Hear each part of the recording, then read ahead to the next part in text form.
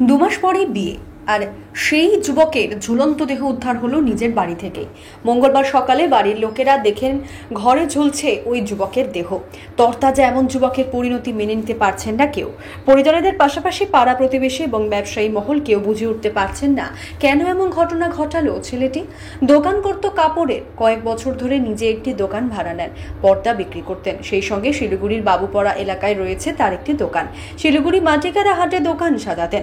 New Jalpaiguri থানার অধীনে ফুলবাড়ি পূর্ব ধামতলা, ঢাকায় বস্তি জয়নগর কলোনিতে বাড়ি। মাত্র 28 বছর বয়সের ওই যুবক মিঠুন চক্রবর্তীর দেহ উদ্ধার ঘিরে তাই বাড়ছে রহস্য। কেউ বিশ্বাস করতে পারছেন না ছেলেটি এমন কাজ করতে পারে। এর পেছনে অন্য কোনো রহস্য রয়েছে কিনা তা খুঁজে দেখার দাবি উঠেছে স্থানীয়দের পক্ষ থেকে। মঙ্গলবার হবু স্ত্রী, যার সঙ্গে রেজিস্ট্রি হয়ে রয়েছে, তিনি মিঠুনকে ফোন করেন, কিন্তু ফোন বন্ধ। অন্যজনের মাধ্যমে খোঁজ নিয়ে জানতে পারেন মিঠুন নিজেকে শেষ করে দিয়েছে। সঙ্গে সঙ্গে ছুটে আসেন ওদের বাড়িতে। ততক্ষণে বাড়ির লোকজন এবং পাড়া প্রতিবেশী সবাই ভিড় করেছেন মিঠুনদের ঢাকাই বস্তি সংলগ্ন জয়নগর কলোনির বাড়িতে। সদা হাস্য মিশুকে ছেলেটি মনের মধ্যে কি চলছিল জানে না কেউই। ফেসবুকে সবার সঙ্গে সম্পর্ক রেখে চলতেন, খোঁজ রাখতেন। 4 দিন আগে ভূমিকম্প রাতে সে ফেসবুকে শেষ পোস্ট দেয়, তারপর আর কোনো রকম পোস্ট দেয়নি। তাতেও সন্দেহ মনের মধ্যে ঝড় বইছিল, কি বিষয়ে বোঝা যায়নি।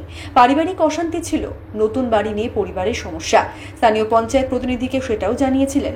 এ নিয়ে ঝামেলা মিটিয়ে দিয়েছিল পঞ্চায়েত কর্তৃপক্ষ। তারপর কি হলো কেউ বুঝে উঠতে পারছে না। জানা গেছে মিঠুনের মা অনেক আগেই মারা গিয়েছেন। তারপর তার বাবা আরেকটি বিয়ে করেন। সেই ঘরেও এক ছেলে এক মেয়েও রয়েছে। পরিবার ও স্থানীয় সূত্রে জানা গিয়েছে, সোমবার রাতে কাজ থেকে ফিরে খাওয়া দাওয়া করে নিজের ঘরে শুতে চলে যায় মিঠুন। আজ ভোরে পরিবারের সদস্যরা তার ঝুলন্ত দেহ তুলে তাকে দেখতে পান।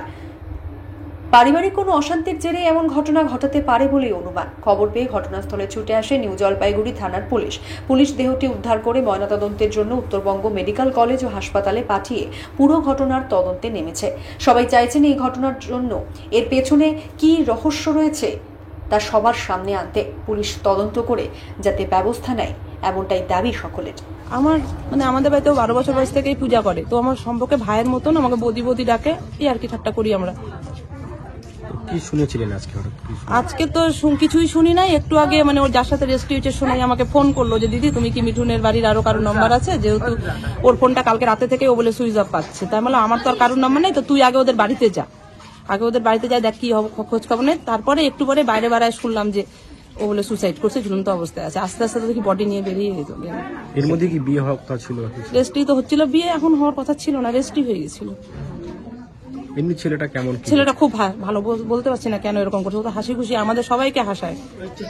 এমনি কাজ করে? ও তো কাপড়ের পর্দা টর্দা যে ওগুলারই দোকান আছে। আলো চৌধুরীর মোড়ে দোকান আছে, প্লাস মঙ্গলবার করে তো হাটে যায়। আমি ওর বউকে একবার বললাম, হয়তো হাটে চলে গেছে। পাশাপাশি পুজো ব্যাপারটা হ্যাঁ, পুজো করে। সকালে শুনতে বললাম একজন সুইসাইড করেছে, ওর জন্য এসে দেখলাম যে সুইসাইড করেছে আর কি। নাম ছিল মিঠুন চক্রবর্তী। হ্যাঁ, বাড়ি এটা হলো আপনার পূর্ব ধামতলা জয়নগর কলোনি। কেমন বয়স ছেলেটা? বয়সটার আনুমানিক 32 থেকে 33 বছর বয়স হবে। 28 বছর। এটা পারিবারিক অশান্তির কারণে এটা হয়েছে। হ্যাঁ, আগামী বিয়ে তো রেস্ট্রি সবকিছু কমপ্লিট হয়ে আছে।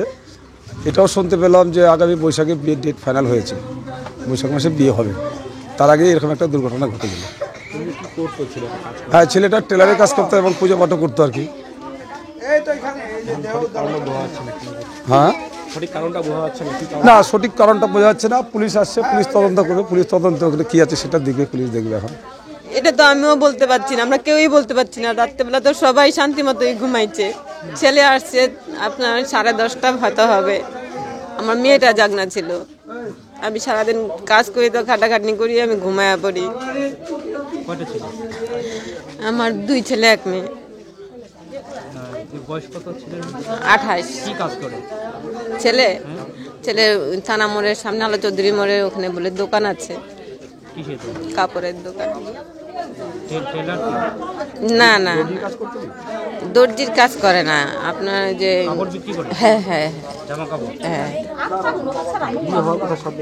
হ্যাঁ রেজিস্ট্রি হয়ে গেছে। বৈশাখ মাসে বউ আসার কথা বাড়িতে। না, তা আমার মেয়ে বলতেছে মা অনেক কদিন হইলো ফোনে ঝগড়া হয়। আমার মেয়ে শুনতে পায়, কেন ও তো তালা বন্ধ করে গেটের, সবাই বাড়িতে ঢোকে, সবার লাস্টেও ঘুমায়, মেয়ে ঘুমায়।